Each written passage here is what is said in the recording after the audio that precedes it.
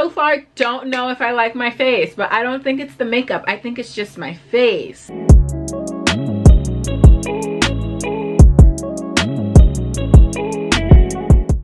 So I'm not gonna lie to you, I got this idea from someone else. So it's not an original idea, but I will tag everyone down below that I got the idea for this video from. I want to be cute for no reason today, and I figured now would be a perfect time, since I'm not going anywhere, to try out some new makeup hacks that I found on TikTok. So I found this guy on TikTok, and I found him from like his winged eyeliner tip video. He's got a ton of makeup hacks. And then one day I was on YouTube and I saw that, I want to say her name is Arnella or Arnell. Girl, I hope that's your thing. I'm so sorry if I'm butchering it. She basically did a video of her doing her makeup following his videos, and I was like, that's a really great idea. So I'm gonna link hers down below, and then I'll link him down below because these are the people for my inspiration for this video. I figured it'd be fun for me to just kind of do my makeup with these hacks that he talks about and see if I find there's like a difference. I haven't changed my makeup routine in a very long time, so I think it's time for me to switch it up since I'm not going anywhere. So it'll be perfect. It'll be perfect because no matter what happens, doesn't matter. I washed my face. My face is dry AF right now, so I do believe there's a step involving moisturizing and prepping and priming my face. So I want to do that and go over that. I'm going to teach you how to prep your skin for makeup like a pro. First and foremost, you want to start with clean skin. I'd recommend chemical exfoliating once or twice a week, and then ditching the primer. Instead of primer, what I want you to do is use a form of hyaluronic acid serum or some sort of hydrating serum, and then follow that with a moisturizer. If you're dry, use an oil over the top as well. This is what I personally do for my clients. If you're wearing makeup during the day, do not forget your SPF. Let that sit in for about 15 minutes and then put your makeup on top. Trust me, it'll change everything. 15 minutes, that's a long time, but I'm gonna do it and then I'll wait 15 minutes and then I'll come back. So the only thing I don't have is the hyaluronic acid. Everybody keeps talking about it. I just don't know what it's about. So I've been really liking the Glossier Priming Moisturizer in Rich. I have very dry skin, so this has just been amazing for me, especially living in the desert.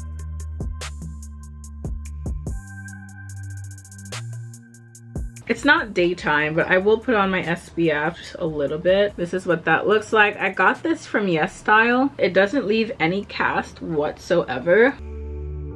And then he did say to add an oil if you're like a dry bitch like myself. So I actually have this e.l.f. Retro Paradise oil, but it's also advertised as a primer oil. I know we're ditching the primer for this, but I do want to apply this oil and see how it goes.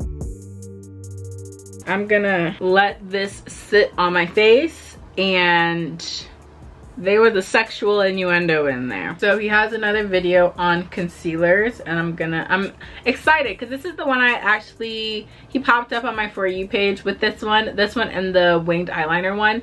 Attention all makeup lovers, this one's for you. Do you find that you don't get the most coverage out of your concealer? Let me help you. For this trick, what you're going to need is a hydrating concealer. It can't be anything matte because they dry too fast. So you'd put your concealer under your eyes as you usually would. Like so. For this one, I use the Too Faced Born This Way Multi-Sculpting Concealer. Instead of blending it straight away, you're going to wait about 5 minutes for it to dry. Then, with a damp beauty sponge, you're going to blend it out. Okay, so it's all blended out. This side here was blended out within 30 seconds. This side, I waited 5 minutes. As you can see, both the same amount of product, but this one here has so much more coverage than this side. Try it out, tell me what you think. So I have the e.l.f. Hydrating Camo Concealer. This is the color Deep Olive.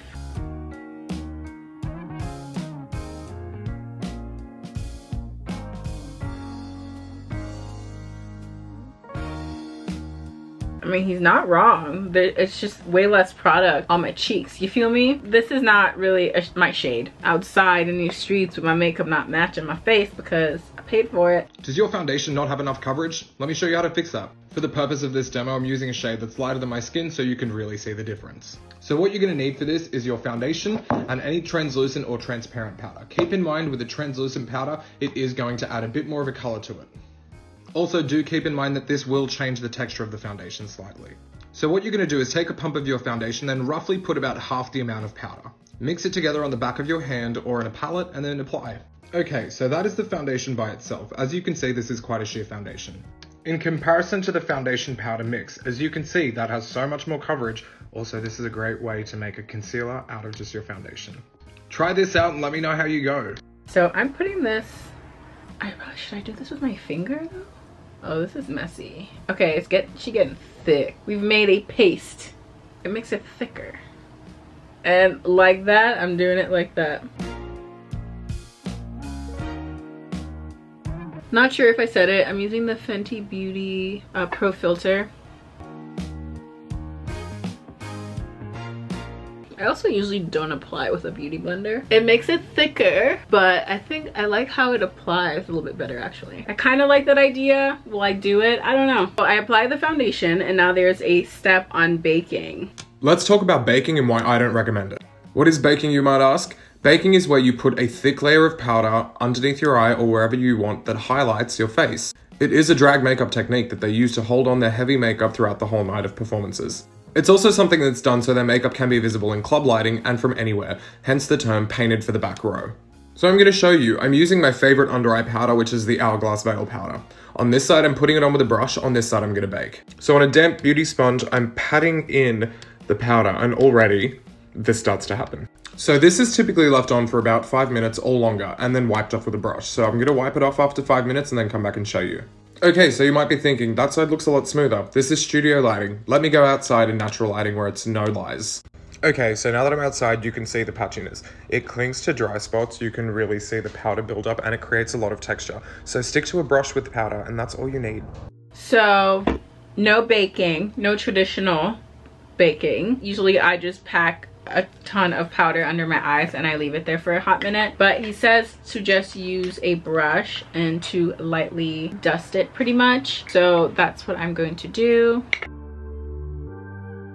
I really can't tell if this makeup looks good or not. I mean, it doesn't look bad, but I can't see it up close. So from here I look great, but then I feel like when I'm editing this, what if it just looks trash up close? I mean, whatever. See, I do my eyeshadow at this point. So he doesn't have any hacks for that, so I'm just gonna go ahead and do my eyeshadow. Like I said, I'm going for a glittery look, but I'm really not trying to like do my makeup. So that's going there. So now what I'm going to be doing is the blush bronzer situation. There are hacks for that. Do you struggle with your bronzer placement? Let me teach you how to put it on. So I think the biggest misconception with bronzer is that you put it where you contour. That's actually not true. What I find is the best places to bronze are where you'd highlight. And that is because the sun naturally hits the high points of your face, so that's how you're gonna get the best effect out of your bronzer. And when applying bronzer, you wanna use a brush that's really, really fluffy. The reason for this is smaller, more compact brushes are gonna give you a really defined line. You want it smoked out and just really natural. So you're gonna hit the top of the cheekbones and the temple. You're gonna go across the top of your forehead. My personal favorite place to put it is right on top of the nose, touching these little parts here of your cheeks. So as you can see, this is given the most natural bronzed appearance. What it's done is emulated where the sun would actually hit your face and make you look more tan or bronzed. Try this out and let me know how you go. So I'm just gonna take this and I'm just gonna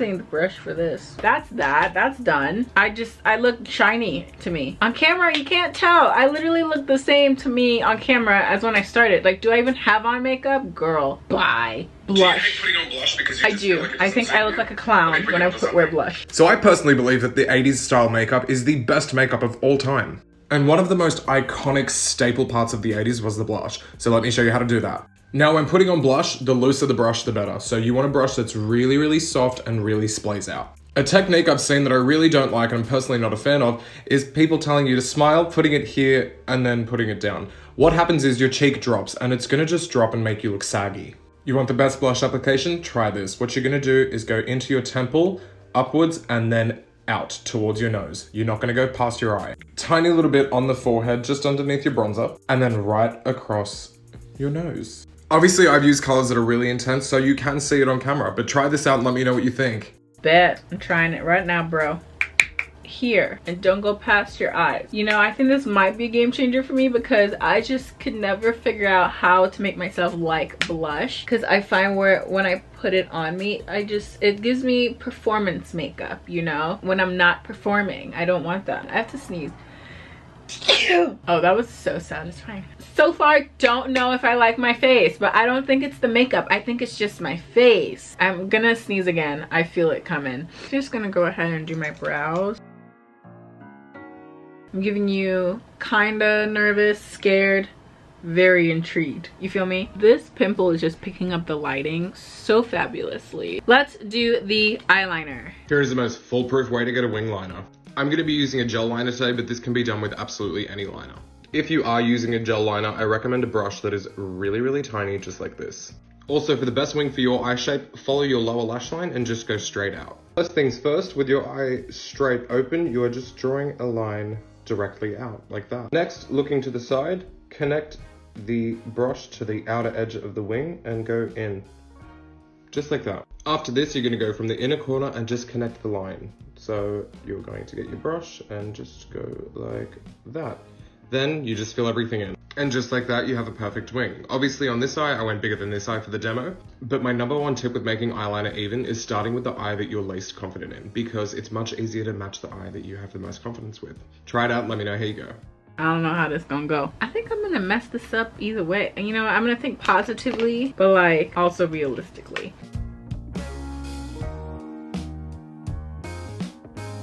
Ooh, honey, I don't think these match already. Yeah, they don't. It's fine.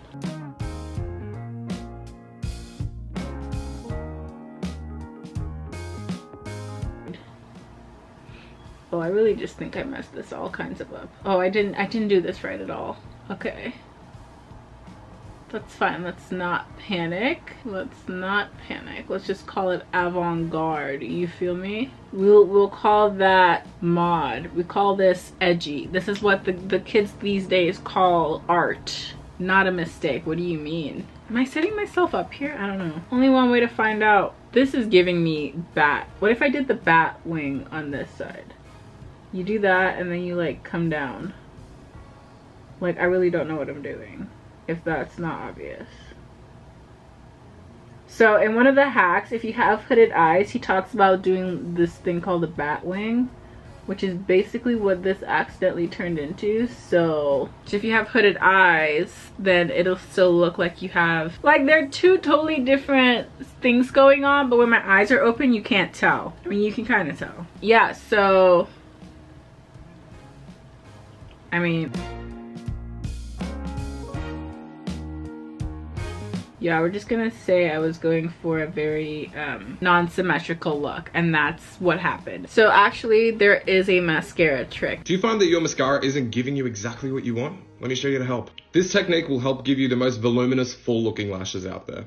It will take some practice and patience, but once you get the hang of it, trust me, it's life-changing. For this, I'm using one of my favorite mascaras, which is the Pat McGrath Fetish Eyes. So instead of doing what you typically do, which is going in at the root, jiggling, and then go out, you're actually going to backcomb the lashes downwards towards the root of the lash. And then after you've done that, you're going to jiggle the wand and then go upwards and out. And this is the final result. On this side, I just did mascara as I usually would. And on this side, I did the technique I just showed you. As you can see, the lashes on this side, it's much thicker looking at the root and it's also much blacker. So give this a go and tell me how you feel. I feel like it's hard to tell what he was really doing. And then I still ended up doing the jiggle. You know, results are... Actually, I kind of like it. Can we see the power of a wing? Like my eye shape looks so sexy on this side, but then on this side it's like, I kind of liked this mascara hack, but also I don't think I'm gonna do it because it doesn't make that much of a difference for me. Do you want to learn a way how to really open up and brighten your eyes? Let me show you. So I'm sure we've all seen inner corner highlights done like this. There is a different way that I prefer to do it. I'm going to show you how, and best of all, it works on most eye shapes. So what you're going to do with any highlight or shimmering eyeshadow is with your eye open, just hit directly on your tear duct like that. And it's going to create a much more concentrated appearance. And then here's where it gets fun. With a small brush like this, or even smaller, you're going to take the highlight right to almost the pupil. Then if you want to intensify that even more with a light cream eyeliner, you're going to go right into your waterline. So as you can see, there is a crazy difference and it's very intense right now. But obviously if you chose a correct shade of highlight for your skin tone, and then also paired with eyeshadow, even if you don't want to do eyeshadow, just the correct shade of highlight, it will make a big difference. Try it out.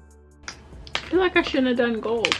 I feel like this whole look is just not what I should have done today, but I'm here for the hacks, not the makeup look. And yeah, so I mean, let me apply my lipstick. So I think out of this, I'd probably stick with the concealer hack and the little doll eyes hack. I do that anyways, usually. This is the look for this video. I hope you guys enjoyed.